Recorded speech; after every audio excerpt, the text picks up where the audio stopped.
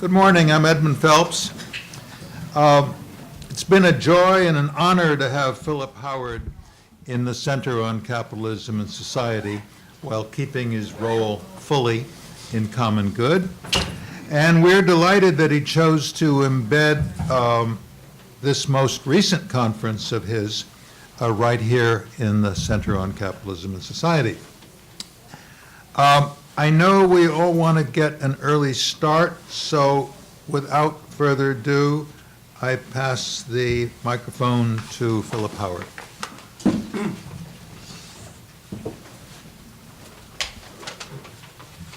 Thanks, Ned, and thanks to all of you for coming.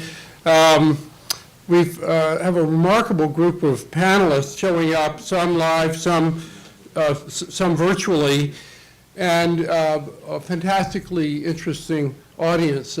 Just before I get going, I want to thank the staff of the Center for Capitalism and Society for organizing this, Lizzie Feidelson, and also Common Good, Andy Park, and Ruth Giver particularly.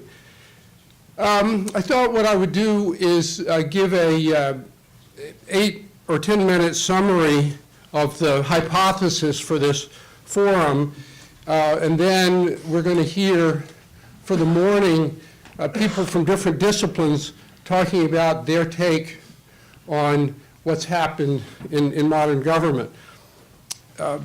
There'll be 2 panels of experts and then a third sum-up panel with the moderators and myself and maybe someone else, both fielding questions and comments from the audience and giving their own reflections on this. This is intended to be an opening salvo, and our goal is to ultimately is to change the narrative for the 2020 election so that includes a focus on the functioning of government as well as the goals of government. When we read the newspapers, we read about proposals for the Green New Deal or the wisdom of the wall and such, and there are certainly many overdue reforms, but the threshold question not discussed is why government seems to have such a hard time acting sensibly. The poster child for this was the $800 billion stimulus that President Obama got from Congress in 2009, much of which was to be spent on infrastructure. After 5 years, a report came out saying that barely 3% of it had been spent on transportation infrastructure. And the reason for that, as Obama noted, was that there's no such thing as a shovel-ready project, i.e. the President of the United States didn't have the authority to give the permits to spend the money to fix what everybody knew needed to be fixed. So the goal today is to question the basis on which we've organized modern government, and my hypothesis, which I've argued in a paper that's outside and also more fully in a new book called Try Common Sense, is that we can't repair this system, that we actually have to replace it.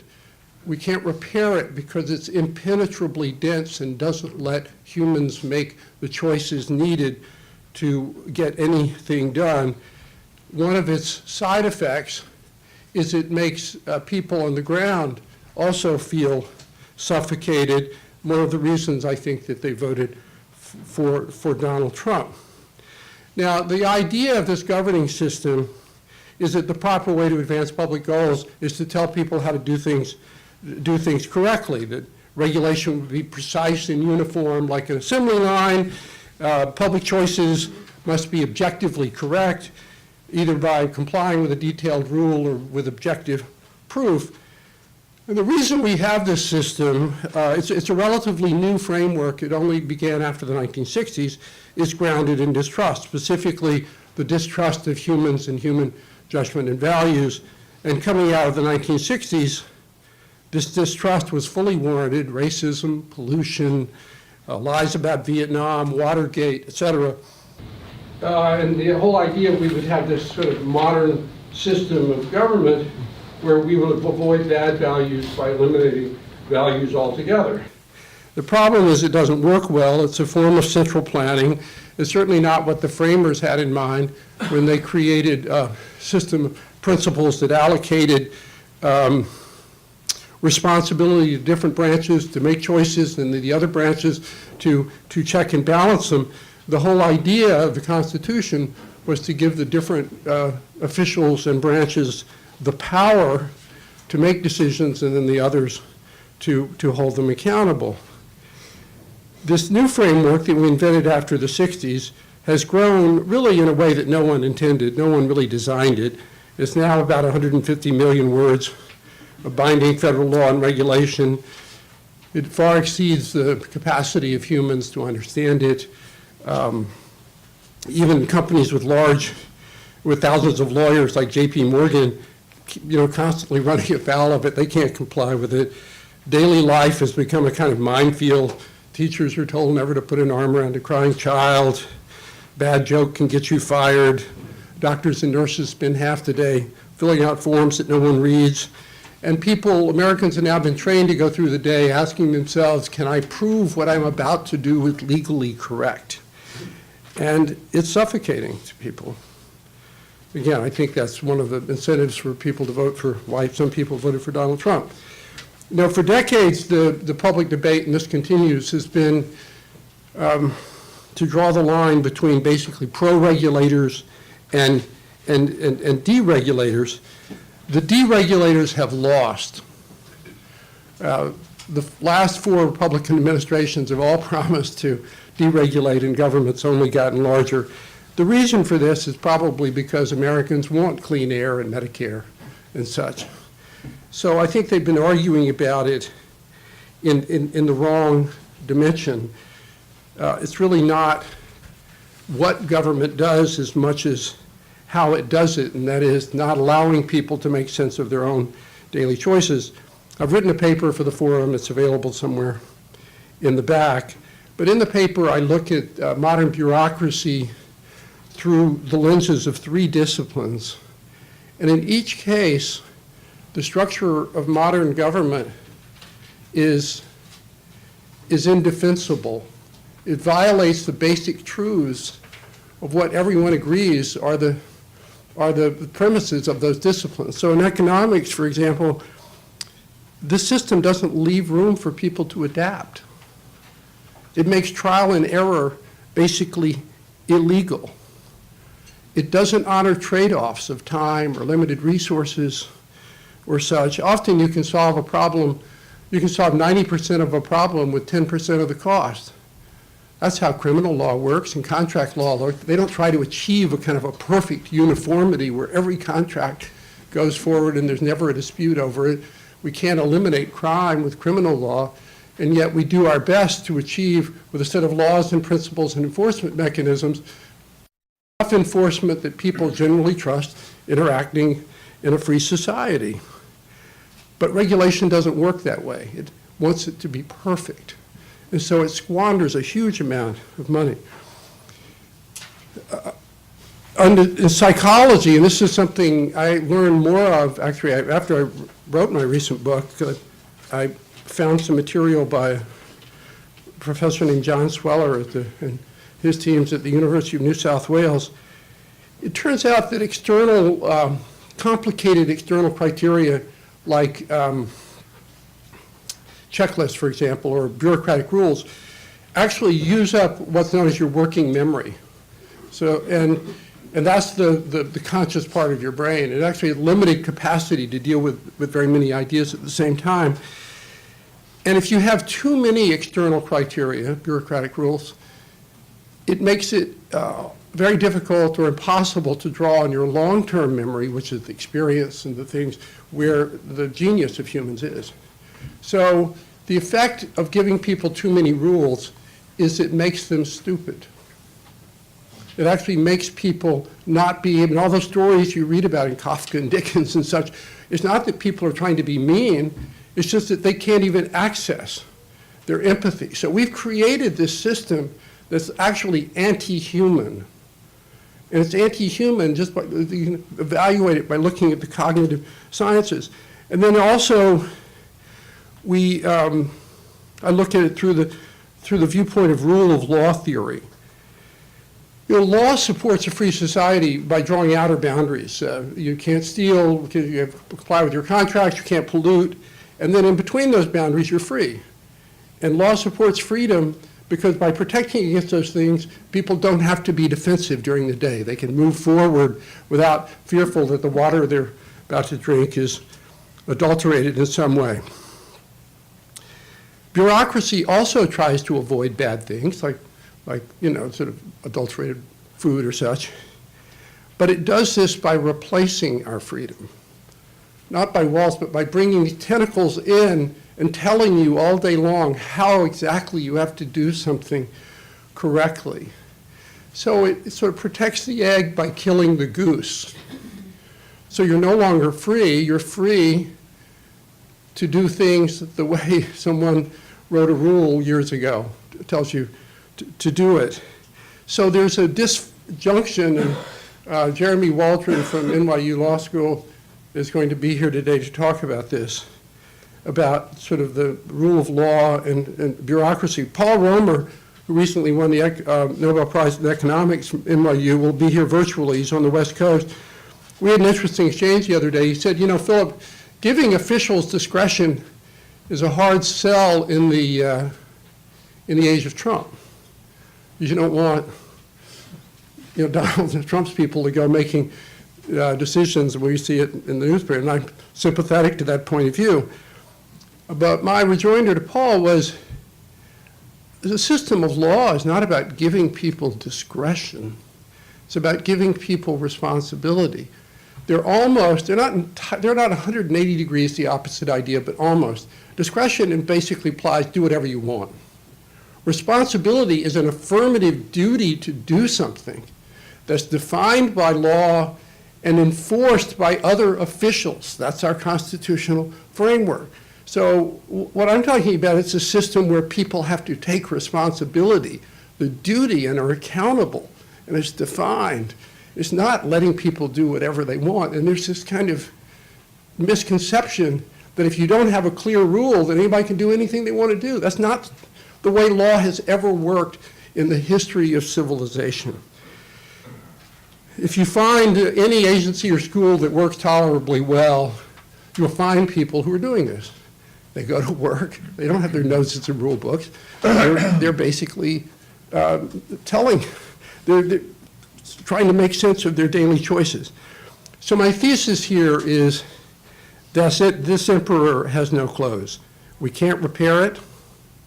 We have to own up to that fact. No leader is going to come make it work better. We have to replace it with a simpler system that honors and empowers human responsibility. And the first step is to create a critical mass of thought leaders. Talking about this from their point of view, we have an amazing group of people here today. This session is going to be a little bit staccato. Each person has 8 minutes. We're going to be relentless about that, and they can pick up on their discussion afterwards. But we're hoping that we can start a discussion that will expand into the next 2 years to begin to address the frustrations that Americans have and the failures of our system of government. Thank you all for coming. And Mark, you're the... Actually, why don't we hold up? Right. Mark Whitaker is moderating. The bios are in your program, but Mark Whitaker is going to moderate the first panel. Mark is a journalist and author and former editor-in-chief of Newsweek and a keen observer of the policy world. You want me up here or? As you wish. Do we have enough microphones for him? We actually don't. Okay. So we have to pass them around. Yeah. Four microphones in the room, so if we take this one from here, then here. So you want us to speak from, I I think- see my name? I'm down here. It's up to you. You can just sit here and speak. Sally? Okay, I'm going to start just so we don't, we keep moving. My name is Mark Whitaker. I'm a recovering journalist. I used to be the editor of Newsweek and the managing editor of CNN. I was in Washington running the NBC bureau for a while. I'm now writing books. My job is to be the moderator, which means that I'm supposed to ask questions and not give opinions. I gather from Philip to crack the whip to make sure that we stay on time. So I'm going to take most of my time here just to introduce the panelists so they don't have to do that themselves and can get right into their remarks. This is really a terrific panel. I'm just honored to meet all these folks. Paul Light, from the Goddard Professor of Public Service at NYU Wagner, Principal Investigator for the Global Center for Public Service, the great Richard Sennett, now at Columbia, and the LSE, who told me last night he's going to talk a little bit about Max Weber. I'm looking forward to that. I haven't heard that name since I was in college. Sally Katzen, who's now at the NYU School of Law, but for many years was a top administrator at the OMB in Washington. And last night we had a little gathering, and I asked her who her favorite OMB director was, and she gave a very diplomatic answer, so I'm hoping she'll be a little less diplomatic in her remarks today. Nicole Gelinas, senior fellow at the Manhattan Institute, a columnist for the New York Post, expert on all things Washington. Is Pat coming or not? Do we know? Okay. No, he All gave right. me some notes. Okay. So when we don't get to grill him on what's happening with the L train, that's too bad. I'll say whatever I wanted him to say. So I'll turn it over to the panel. I'll follow up with some questions, but I guess the one question that I hope we get to by the end of this panel, either in the opening remarks or in the discussion afterwards, is to the degree, I don't know how much you all agree with Phillips' opening thesis that things are irreparably broken, but to the degree that you have a diagnosis and maybe even a prescription or a vision of how things could be different, I guess my question would be, how do we get from here to there, wherever your there is? So Paul, do you want to start? I'm delighted. I should note to begin with that I have a PowerPoint, but I'm not going to refer to it. Ever was it thus? Talking about this being a moment for reform. I should say that this is about 30 years to the day that Paul Volcker's National Commission on the Public Service issued its report, calling for action to address what we framed out as the quiet crisis.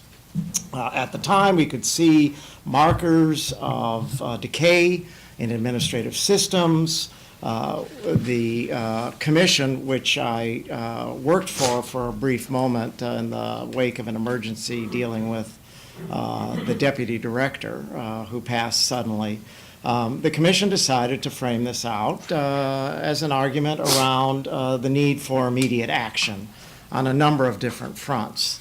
30 years later, we see that many of the trends that were identified in the report have, of course, worsened, leading us again to say that this crisis is here, it's irreparable, it must be addressed, and the hope is that perhaps in an election run-up that we could bring this to the fore.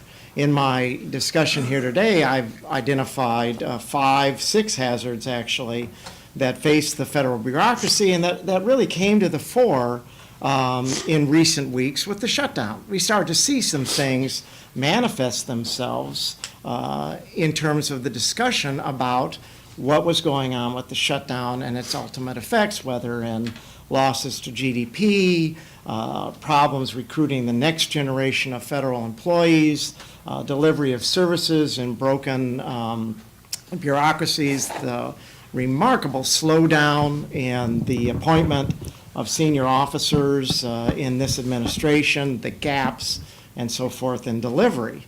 So I identify at least 6 hazards that have manifested themselves and that are pretty serious. And I would argue, and I have argued, off the quiet crisis, that the shutdown has really brought that crisis to a roar. We can see it, we can discuss it, and let me just run through quickly these 6 hazards. We've got an aging workforce, and the millennials have been waiting with bated breath for the baby boomers to get out And we are seeing it happen. The last 2 quarters before the shutdown, we saw a remarkable increase, or a signal at least, a 25% increase in the number of retirements in the federal workforce. We're going to see that accelerate. We've been talking about this quiet crisis, the silver tsunami, as some people call it. I'm not wild about that description, being silver. Yes, that would be us. That we're seeing it happen, and we know that the baby boomers are going to leave. We don't see similar patterns yet in nonprofit land, where we have a large number of grantees who deliver goods and services on the federal government's behalf, and we can't tell what's happening within the very large workforce of contractors who deliver services, goods and services on the federal government's behalf, but we do see it in growing skill gaps within the federal government, and we know that the baby boomers are going to leave. That's an opportunity for us to reimagine the federal career and to develop new approaches to granting discretion to senior officers in the federal government. We're going to have to address it one way or the other. We've also got aging backbones in governments, the core management systems that drive action. Many of these systems, whether it's in procurement or information management,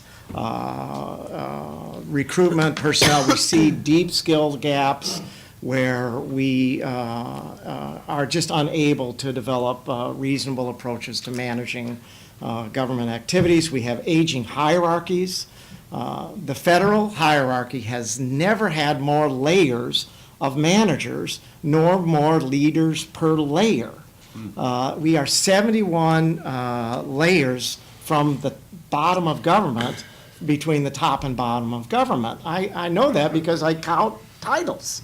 And people will say, well, there can't really be an associate assistant deputy attorney general, can there? Well, Google it. You'll find the current occupant. And many of those positions at the very top are currently vacant. Trump complained at great length of having too many people over people over people, but has done nothing to remove the layers that are now empty, and therefore policy gets strangled on the way up.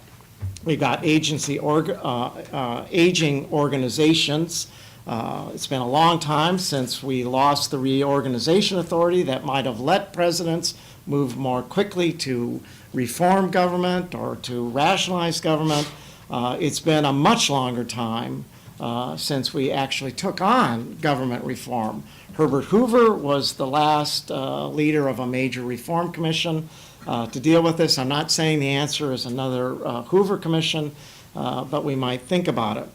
We've also got aging statutes. Many of the core operating statutes in the federal government are now 30, 40, 50 years old. There's nothing wrong with being 30, 40, 50, 60 years old, but we might want to take a look at some of those statutes. Civil Service Reform Act, 1978. A number of major statutes that regulate procurement and so forth need revision. Finally, we've got aging dividing lines. We have a very large blended workforce in the federal government, contractors, grantees, and civil servants. We often talk about the civil service as if it resides in a vacuum, but we've now stitched together a workforce that is quite complicated, imperative in many ways, imperative use of contractors and grantees to get the jobs done, but we need to sort things out. The Obama administration made a very aggressive effort to define some key terms in this debate, but we didn't get very far with it in the final analysis. I argue that these trends are coming together and can now be seen as a source of increasing public demand for very major government reform. Very major being a term that we use in our surveys of public opinion about the need for government reform. This country may be deeply divided between red and blue on many issues, but right now about 65% of Americans agree that the federal government needs very major reform. They're not necessarily in agreement on what that reform should be, other than getting rid of the other party, removing it from power. But we now see that Americans have come to agreement. Thanks for those extra seconds. I really appreciate it. Inside humor here. At any rate, we see that Americans are demanding reform, and I can broadly predict that the next election will involve a toe-to-toe battle between Donald Trump and his dismantlers, who want less government, smaller government, and very major reform, and the rebuilders, who do not yet have a candidate, who want bigger government, more services, and very major reform. It's very major reform that may prove important in determining who gets the presidency in 2020. And that's 5 seconds ahead of deadline. Excellent. There you go. That's a high standard. Impossible to meet. There you go. Richard, Give you're it a next. shot. Sir, Sennett. Well, I want to say Philip's book is remarkable. And I'd like to say that again. yes, I know, but it is. We should do it in a chorus. Yeah. I wanted to talk to you about one aspect of it that I, in working for the UN, have experienced personally, and that is a kind of bureaucratic style of communication which has been variously described as bilge or bullshit. And I want to sort of just share with you a few thoughts about how this kind of bilge arises. For me, it's very concrete in the term sustainability goals, which supposedly orientate what the UN is about, but nobody knows what they mean. And there's a history buried to this. When Max Weber wrote about bureaucracy, he thought that all bureaucracy was going to be modeled on military commands. That is, the more you move down the chain of command, the simpler and clearer all the communications would be. If any of you served in the military, you know that there are rules about polishing your belt buckle, about polishing your shoes, and so on. And to Weber, this was bureaucracy, that clarity and hierarchy are inseparable. It made a lot of sense to him because he looked at civil bureaucracies like factories as modeled on military, where there's a division of labor, gets simpler and simpler the farther down you go. About 50 years after Weber wrote this, here in Colombia, there was a great kind of revolt against this on the part of Robert K. Merton, our most famous sociologist, and a visitor here named Michel Crozier, who wrote a book called The Bureaucratic Phenomenon. And their notion was that this pyramidal hierarchy of commands gets disturbed by the fact that people who have power want to assert it arbitrarily. So that they'll say, I don't care what the rules are, I've got power over you because I can contravene these, I can mess them up. It's kind of Trump idea, you know, that you assert your power by creating kind of what's, the rule is what I say the rule is. And for Merton and Crozier, this was a kind of systematic disturbance that big institutions, big bureaucracies had more and more of these kinds of arbitrary assertions of power in terms of saying what I want is the rule. And that this conflicted with the natural tendency to decentralize and clarify rules according to this military logic of make it clearer, the simpler, the less powerful the person you have to deal with.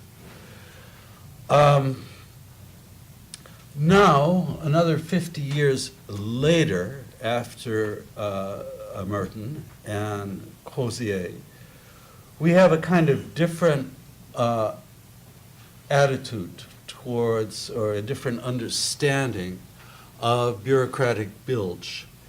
And it is that there is something functional about ambiguity of rules in a way from the bottom up that allows people at the top control. There's a famous study of Hewlett-Packard, for instance, which is about what does it mean to model Hewlett-Packard's, some of its productive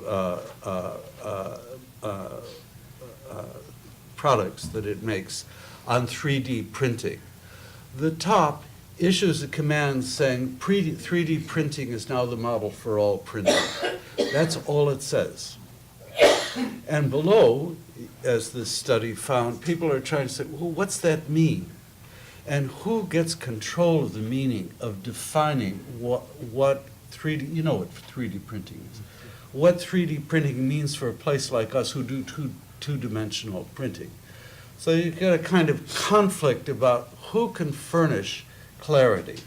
And the one who can furnish clarity is the one that gets rewarded by the organization. So the top spawns nebulous rules, and the bottom seeks in a bureaucracy to clarify those rules in order for the bureaucrats who clarify them to be rewarded.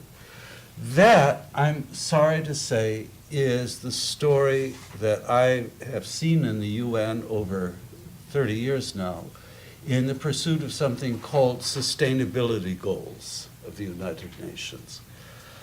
These were promulgated at the top really in the 90s, based on generalizing somehow issues about climate change and climate sustainability to all aspects of what the UN was about. Everything should be sustainable. But that piece of bureaucratic bilge at the top is just like the Hewlett-Packard problem, which is, what's it mean? In my bailiwick, in the urban parts of the UN, we have spent 20 years in trying to find ways of defining how cities fit into the sustainability goals. There are 15 of them, and they're all nebulous, that were first defined in the 90s.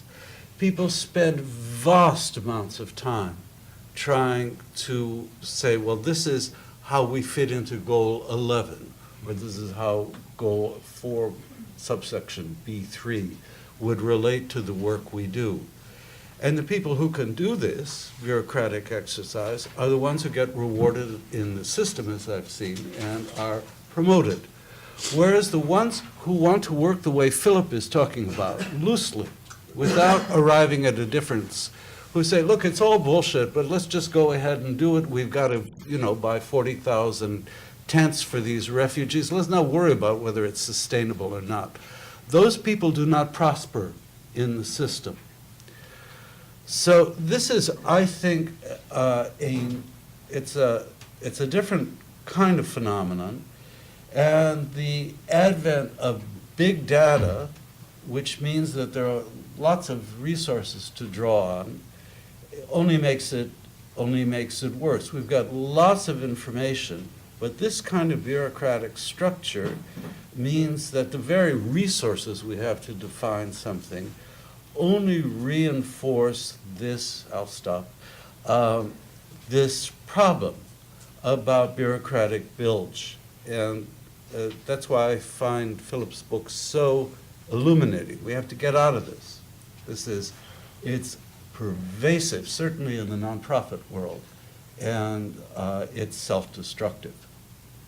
So that's Bureaucratic bilge. Follow up on. 2 seconds over. I've taken 2 of your No, seconds. you guys are doing great. Sally, go ahead. I'll try to stick to the time limits. I want to thank you for inviting me to appear with all of these distinguished, prestigious experts in the field. I think I was invited to be the skunk at the picnic. As I actually was a bureaucrat. In fact, I was at one point in my career the leader of the bureaucrats as the deputy director of management at OMB and helped government run. I've read a lot of Phelps' work. I think it's very insightful. I agree with some, but not all. I particularly do not agree with today's premise that the modern bureaucratic state must be replaced, that it cannot be repaired. I do not think that that prescription is appropriate, because I don't agree with the diagnosis. I do not think that bureaucracy has largely, if not totally, restricted our capacity or our will to be creative or innovative and to exercise responsibility as citizens. And I do not think that it is what has led to the malaise which I think we all experience, and the hostility. My suggestion is, rather than replace the bureaucrats, let's get rid of the word. I would suggest that we banish bureaucracy and bureaucrats from our vocabulary. You're not all very sympathetic to that approach, and it might be more aggressive than what needs to be, but I think it would clear the air and allow us to assign responsibility and credit where it fairly belongs. Start with the title for today's program, Bureaucracy versus Democracy. I'm a lawyer. I always cite cases. There's always a V, versus, in the middle. It's because the two people on either side are opponents of one another. They're antagonistic to one another. I do not believe that bureaucracy is antagonistic to democracy. I don't think it's hostile. I don't think it's in opposition or at odds with democracy. Now, I will agree that bureaucracy has gotten a bad name. I've often said that bureaucrat bashing is Washington's favorite spectator sport. Everybody engages, and at least since Ronald Reagan, when he said that the problem is not, the solution is not the government is the problem, it has spread like wildfire across the country. Virtually every Republican, office holder or office seeker, bashes the government. You saw that with the Drain the Swamp with Trump, who wasn't even a Republican at the time, in sentiment. And to be clear, very few Democrats have a full-throated endorsement of the government workers. They may not dump on them, but they rarely extol their virtues, except possibly during the government shutdown. It's one of the few things that was positive out of the government shutdown. People said, oh, that's what the government does. Oh, I like that. Ooh, I need that. Ooh, this isn't good. It was an awakening of sorts. And it's most unfortunate that when the drum beats incessantly with one tune all the time, and there's rarely a pushback, it's not surprising that people don't trust the government. Now, who is this bureaucrat that we so malign?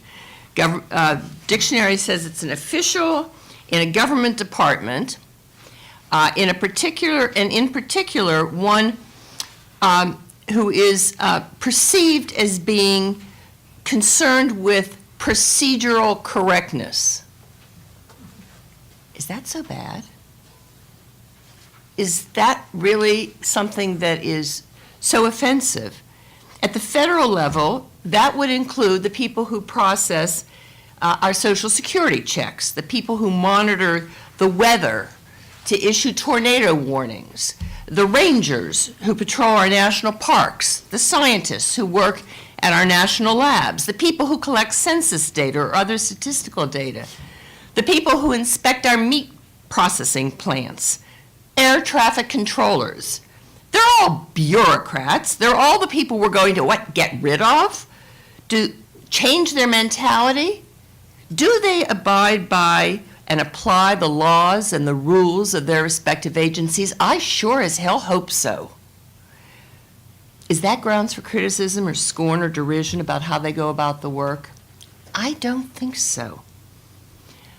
So I suspect that notwithstanding the sweeping language, Philip Howard has in mind a more confined, surgical approach, if you will, to solving some of these problems. And I think that that's where we should be focused. Not all the same size, not all the same problems. Some people who exercise authority are more rigid than others. In some circumstances, that's wholly appropriate. For example, in evaluating government contracts, you want them to follow the rules. Sometimes it's not appropriate. Sometimes you want a little discretion. This means you have to distinguish. You have to distinguish different types of situations and not paint with a broad brush and say that they're all bad, because freelancing, by another name, is not following the law. And the law was put in there for a certain reason. There's a price to be paid when we depart from that. Differential treatment, lack of certainty, lack of accountability, greater inequality, potentially even opens the door for corruption. There's a whole range of things when you say each person should exercise discretion whenever. Let me comment in my remaining 1 minute on a solution. And I think, aside from downplaying the evils of bureaucracy, I'd like to see a reinvigorating of education. You know, one of the most unfortunate, unforeseen circumstances that fall out from our emphasis on STEM, science, technology, in the schools. We lost gym, we lost theater, we lost shop, and we lost civics. We have produced several generations now of students who do not know what their government does. Again, I refer back favorably to the shutdown in this sense. As people came to realize what our government does, why should it take a shutdown and the pain inflicted to achieve that? I'm going to yield my last 3 seconds and two. Now I'm out of time. Okay. Thanks, Mike. That was great. Nicole? Yes, thank you, Mark.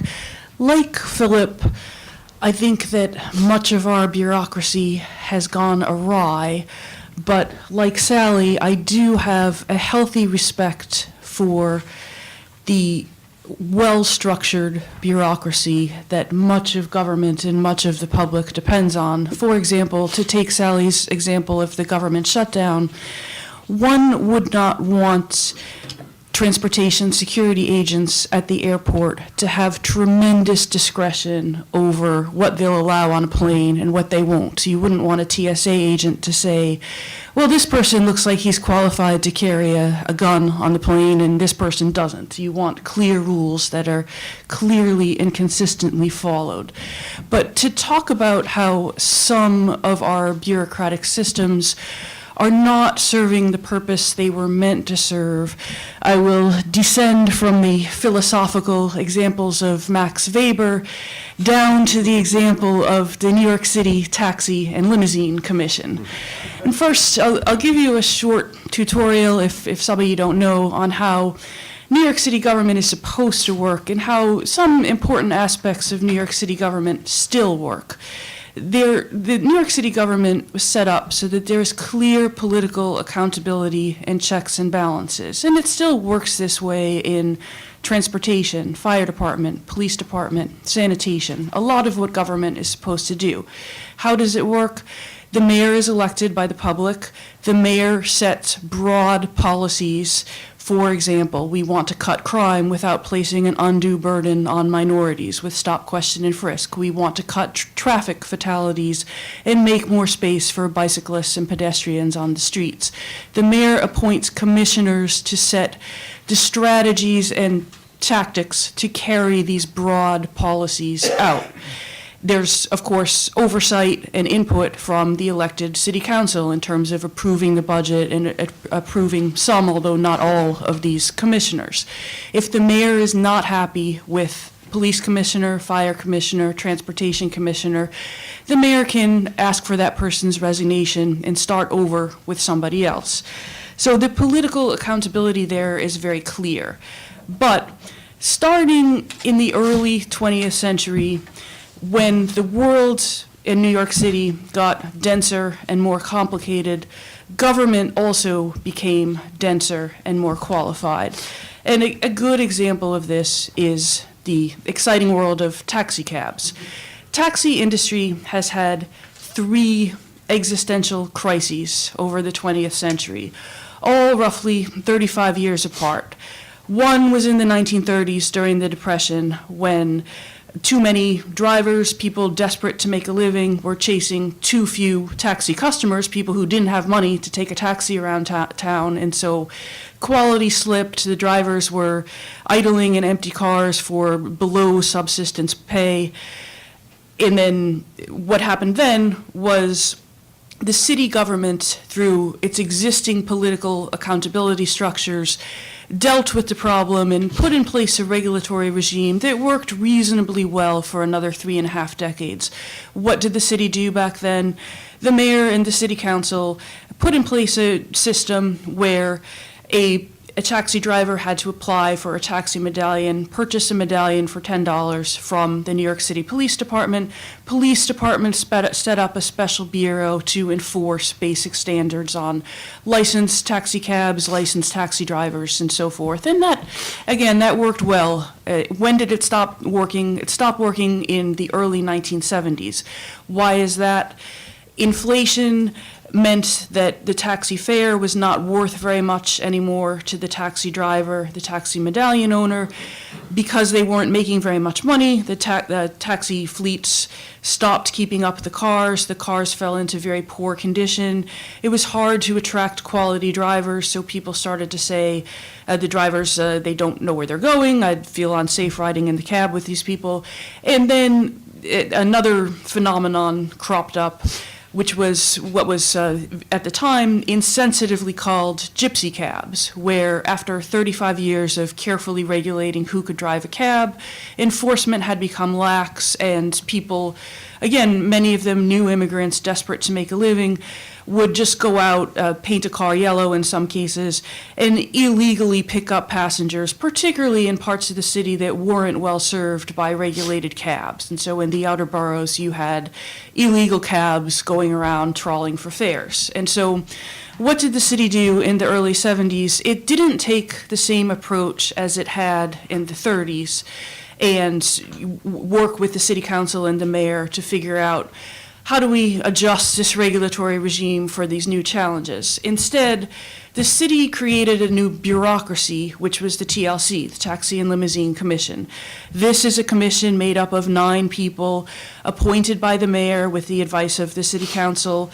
A person has to be, one commissioner has to come from each borough, so the whole city is represented.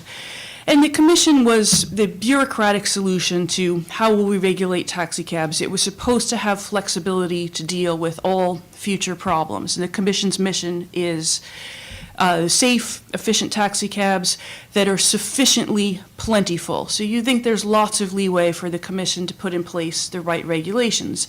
And indeed, in the 1970s, they did. They licensed the gypsy cabs. They put in new regulations for this new corner of the market. And they started enforcing conditions of the cabs much better. They increased the fares and so forth. But here you come along 35 years later, and there's a new challenge, which is Uber and Lyft, and infusion of another crop of tens of thousands of this sort of new iteration of gypsy cabs on the streets. Taxi and Limousine Commission, in theory, has full discretion to be able to regulate these new car services. Sufficiently plentiful cabs, sufficient is a controlling word. The TLC should have had discretion by itself to put in place caps on Uber and Lyft, to apply congestion pricing regime to these vehicles if it wanted to take that approach to controlling the number of vehicles on the streets. But instead it became politically paralyzed, didn't, essentially, although there are many capable people there that do good enforcement, did not do anything significant for 7, 8 years because the political pressures that used to apply to the city council and the mayor also began to apply to the TLC itself. It had the illusion of independence, but not real independence. And so what had to happen? The city council eventually had to come along after this spate of driver suicides that we've seen over the past 18 months and impose new laws on the TLC, a temporary cap on Uber and Lyft, and new rules that regulate driver pay. State legislature has also come along and imposed a new congestion fee on Uber, Lyft, and existing taxi cabs. So one might ask, why do we have the TLC if it is not empowered in real life, if not on paper, to make the tough, politically difficult decisions that need to be made every once in a while to regulate the evolving taxi industry? I'll stop there. I was going to use the example of the New York City Housing Authority too, but we'll save that for another day or perhaps the discussion session. Thank you very much.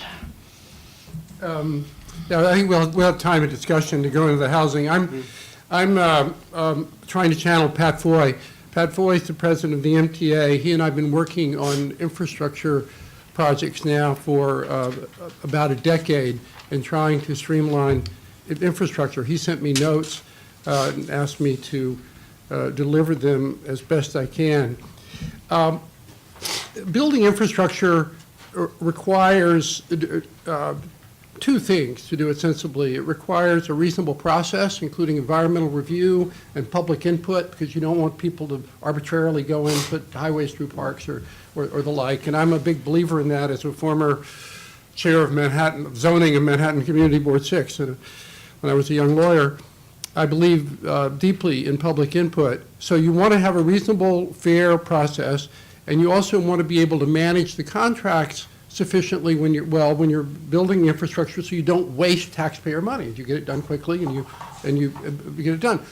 What's happened, and the problem with bureaucracy, and I think there was an implication that somehow we're trying to restrict bureaucrats, is that the people in charge, and Nicole just alluded to this, don't have the authority to make those choices.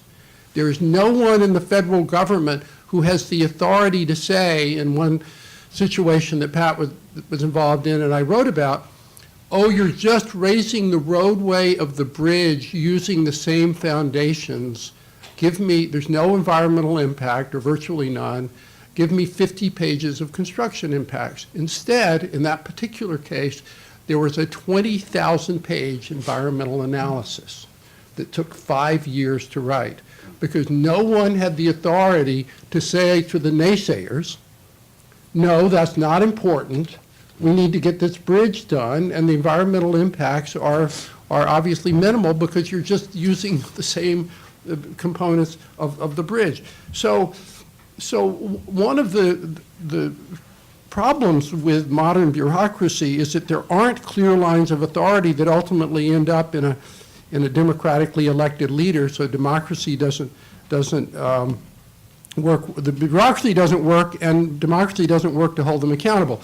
So Pat's points here were that first, government's failing at many fundamental functions, like rebuilding infrastructure well, because no one in the bureaucracy has the authority to make the needed choices.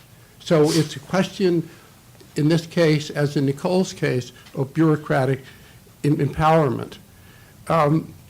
His second point is that these failures are not just failures that affect some limited group.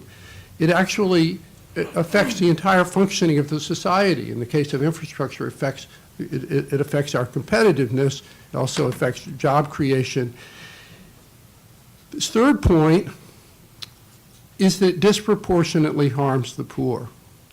Is that many of the projects required, for example, to fix up public housing, which Nicole's going to continue to talk about in a second, or the MTA, are subsidized programs where we need to both marshal the resources to help people get to work at a reasonable price and such. And if you make it too expensive, or then you don't end up doing as many projects that would otherwise help them. And his last point is that there's no penalty and no accountability for the extraordinary waste that occurs as a result of these legacy bureaucracies. And by mean legacy bureaucracies, so it's like sediment in the harbor, they kind of build up over decades, and Paul Light was referencing it. You need to be able to make choices when you're building something. There are trade-offs all the time. And what's happened is that these labor rules and bureaucratic rules have piled up so that, for example, with the Second Avenue subway, the cost for tunneling per mile was $2.5 billion. It's in Paris, using the same machine. France is a country not known for its efficient labor laws. It cost $500 million per mile. Now, there were some special things about the Second Avenue subway. It was deeper and such, but they had 4 or 5 times as many people because of labor rules and bureaucratic constraints manning these machines. Well, that money is coming out of the pockets of taxpayers. It could be used for other purposes. And so we're talking about, Pat's central point is that it's an incredibly important function of government, and I agree with Sally's list of important functions of government. I'm for government enhances our freedom. Incredibly important function of government to rebuild our infrastructure and do so in a sensible way. But that requires giving the people who have the responsibility to do that the authority to make the choices. To have procurement is a great example. The procurement codes are completely broken. You have to, you need oversight, but giving people, I'll call it responsibility, not discretion, is not only not an invitation to corruption. Every study of corruption has concluded that the best way to prevent it is to give identifiable people responsibility to make decisions. It has been to not have dense bureaucracies, not have too many checks and balances so you can't identify who's making decisions, is to be able to put the spotlight on somebody, and then you can check their bank account. And so it's really important to give people the responsibility needed to do their job. Pat's been there. He was the executive director of the Port Authority when we first started working together. Now he's president of MTA, and I wish he were here to deliver this himself, but he would be happy to talk to any of you who want to talk further. It's an incredibly important point in getting this infrastructure initiative going for our country. Thanks. So we've got about 15 minutes for follow-up. So realistically, probably 2 questions. So I'm going to give you the second one first so you can think about it, and then I'll give you the first one. So the second one is, I would like each of you to respond to something another panelist said. So you can take a little time to think about that while you answer the first question, which is, Philip in his book cites as a kind of model of someone who was able to sort of cut through the bureaucracy of the time, Winston Churchill. And obviously that was in a time of war when his predecessors had failed miserably. So a unique historical circumstance, but I think one where we can all agree that he was able to sort of come in and get things done that nobody else had gotten done, and arguably to save the world in the process. I'm curious where each of you, has identified a specific problem. Paul talked about decaying systems, which is a problem but also an opportunity. You talked about the bureaucratic bullshit in communications. Sally, you talked about taking more of a kind of surgical approach. Nicole talked about the way in which politics sort of gets in the way of all of these things. Do you have models yourself, both in terms of current politicians or people in history who you look at and you kind of say they dealt with the problem that you identified successfully? Paul, do you have any thoughts on that? Or Nicole, you want to start? Oh, I'm sorry. No, go ahead. You can do it in any order. I would start with Jeanette Sadikan, who was the Bloomberg-era transportation commissioner. That if you think about pedestrianizing key parts of Manhattan and the outer boroughs, the city has been thinking about doing these things for 50 years, 40 years when Jeanette was there. I mean, the Lindsay administration tried to put a pedestrian mall on Madison Avenue and Fifth Avenue in the early 1970s. And they just got stuck in this bureaucratic morass. The business owners didn't want it, they were sued, the police didn't like it, and they just sort of gave up. And it was kind of an emblem of the multiple failures of New York City during the 1970s. And here, 40 years later, Jeanette comes along, does something that many people would consider impossible in taking away Broadway from Times Square down to Madison Square from cars and trucks. If you tried to get everyone to agree to this, all the business owners, all the hotels, the drivers, the people for and against, the community boards and so forth, you would never be able to do it. And they were sued over some of these projects. They were sued over the Prospect Park bike lane. People said they should do an environmental rule. But she literally overnight took Times Square, the crossroads of the world, put up fences, cut off the cars, and declared it a pedestrian plaza, and did the permanent construction of the plaza over the few years after that. But this was a clear case of, I am going to take accountability for doing this. If it turns into a disaster, I am the person responsible. But in order to do that, she needed backup from the mayor. What you got? Richard? Or Sally? I don't have a person, I have a process that I would refer to. One of the allegations is that regulations should be refocused on the goals, not the management. I agree completely with that. That has been the sine qua non for federal significant regulations since the 80s. This came about because people were concerned. There's a performance standard and a design standard for those who have a life. I don't. A design standard tells you what you have to do. A performance standard says, here's what we want you to get to. You figure out how to get there. It has been the guiding principle in the review of regulations at the federal level for significant regulations that you choose performance standards over design standards. That's a process that came about because of concern. And so you recommend it. It's done. You've succeeded. Congratulations. It's been there and it's followed. Can it always work? No, because sometimes you have very ingenious people who will take the objective and devise a way that doesn't fulfill it but undercuts it. And so you get people who then want to layer on some sort of more micromanagement. But the performance standard rather than design standard came about through this process of learning what needs to be done to be responsive. I can't speak to the state level or the city level, and I can't even guarantee you that it is consistently applied throughout the federal level, but it is a principle that we subscribe to, and that there's always a pushback when an agency goes to, that was my office's job, was to push back. When an agency says, you have to do it this way, we say, why specify the details? Just tell them where you want to end up.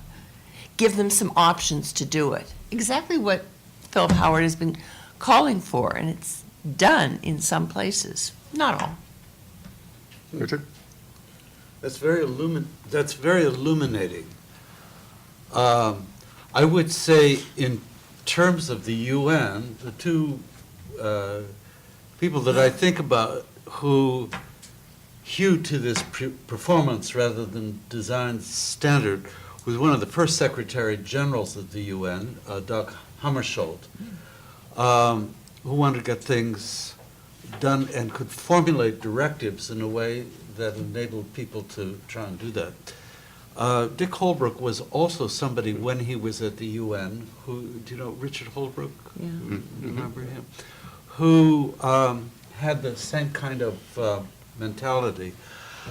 My comment to Philip is this, is that I think there's a caution that has to be made about empowering people in a bureaucracy, which is something very, and I'll explain it to you as simply as I can in terms of something we're involved in today, which is a triage that we are in dealing with displaced people, a triage we're trying to make between immigrants and refugees. And this is a program we have in both Turkey and in Tunisia, that we privilege refugees for assistance, transport, all of that, over migrants who are economic.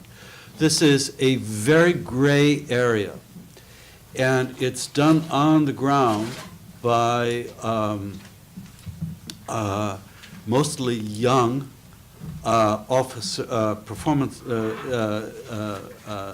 UN workers who are making what are really life and death decisions based on field questions, sometimes through two sets of interpreters and so on. What we're finding with that is that there's almost the weight of having that kind of responsibility is really heavy for them.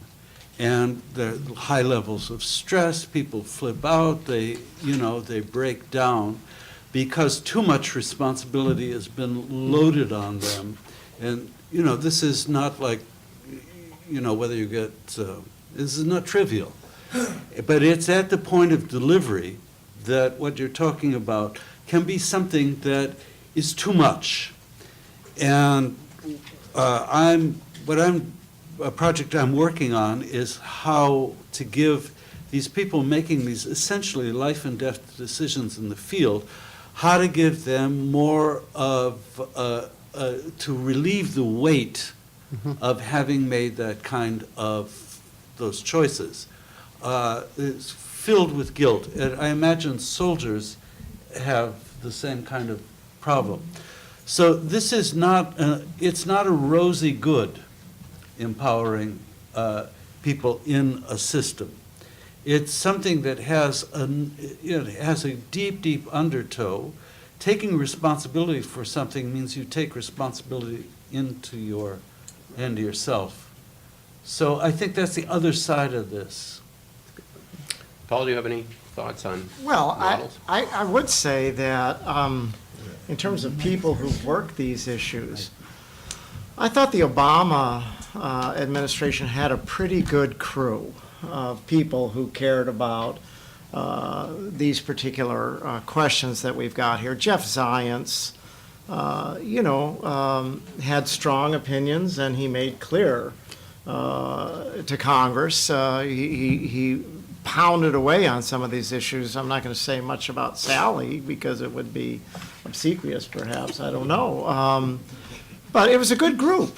I think what we learned from the Obama team at OMB, I'm not talking I about got it. personnel management, other agencies and so forth, is that it's Congress that doesn't really think deeply about this. I was sitting here saying, which member of Congress was it that I could point to? And it's been a while. Remember Obama's joke about the salmon, every salmon who swims in salt water is regulated by this, every salmon in fresh water is related by that, or regulated by Lost that. me. Well, salmon are regulated by two different agencies, depending on whether they're swimming in salt water or fresh water. Okay, so it was a good joke, except that he didn't know at the State of the Union, it would have been rude, that every salmon that swims in any water is named by Congress. And until you figure out a way to organize congressional and go through some sort of effort to clarify what Congress is doing. It's been, since the mid-1970s and the OB Commission that did a fundamental reorganization of the committee structure, and it's time to do it. And some of this swims down from Capitol Hill. Okay, we have about 5 minutes left, so I'm not sure everybody's going to have a turn, but is there anybody who just disagrees violently with something somebody else said on the panel? Yes. Philip Howard said that regulations want to be perfect. I don't think that's true. And you say that they've wasted gobs of money looking at the costs. That's more true than the former, but you've got to put the other slipper on, which is what are the benefits? Something can cost a lot of money and provide good benefits. You yourself talked about clean air. It's nice to be able to breathe. Breathing is not overrated. It's nice to know that the water you drink is safe and the food is pure.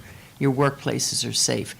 Those are all benefits, and the benefits clearly justify the costs in any major federal regulation in the last 40 years. So, but then why don't people see that?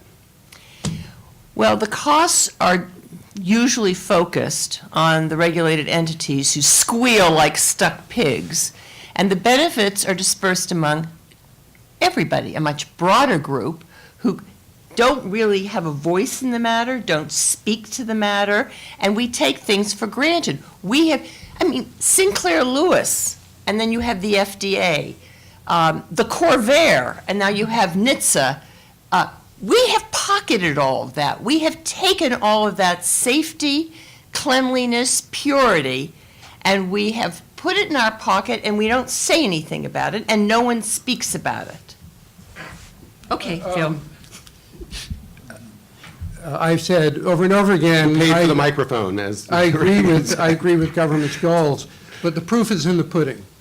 And so government does accomplish a lot, albeit often inefficiently, but the inability of any federal official to draw the line on environmental review, an area I am deeply involved in, is a structural matter, as well as, at this point, a cultural matter. People don't want to take responsibility, resulting in dramatic waste and increasing cost in infrastructure.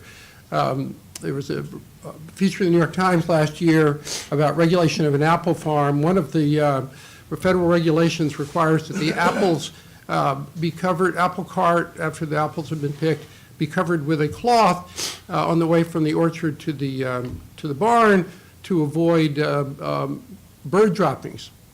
The apples have been growing on a tree for 5 months and completely exposed to birds. And so it's just because government does a lot that's good, which I completely agree with, doesn't mean that it's performing. And also there's an assumption through this, even a little bit in Richard's comment, that there is a correct system and a correct amount of responsibility. That's not what I'm saying. What I'm arguing is that everything requires adaptation. The situation on the ground with refugees and migrants requires adapting to the incredibly difficult choices being made there. Focusing on how the apples are covered is completely absurd, and it drives those people nuts. So getting permits for new pharmaceuticals shouldn't take 10 years if everybody knows it's going to save a lot of lives. There should be a risk-benefit analysis there. That should be done in 2 or 3 years, maybe, after the phase 2 trials show what it is. Well, those are the kinds of choices not being made. And as every legacy institution, not just government, becomes ossified, they no longer perform their duties. That's happened. Paul Light's incredibly articulate, read his stuff on this, incredibly important. We're at a point now where we need to make it better just because times have changed. And it's become more ossified while the world has moved forward in another direction. We have to wrap up, but Nicole, did you have something that you can do fast? Yeah, I was only going to add, you asked why, and I would say a lot of this is unaccountability by design, that de Blasio does not want responsibility for regulating Uber and Lyft. He wants to blame the TLC for this. And if you look at Pat's example, Why are there 25 people on a tunnel machine? Because the multi-employer pension funds that the tunnel workers rely on are insolvent. They need 25 new people to pay into the retirees' pension plans. That's not a bureaucratic frivolity or stupidity or failure. It is that way for a reason, and unless you address the reason, you won't fix a problem. But because the reason is hard to address, it's easier and more fun to just blame the bureaucrats. Well, I think that's a suitably hard-headed note to end on.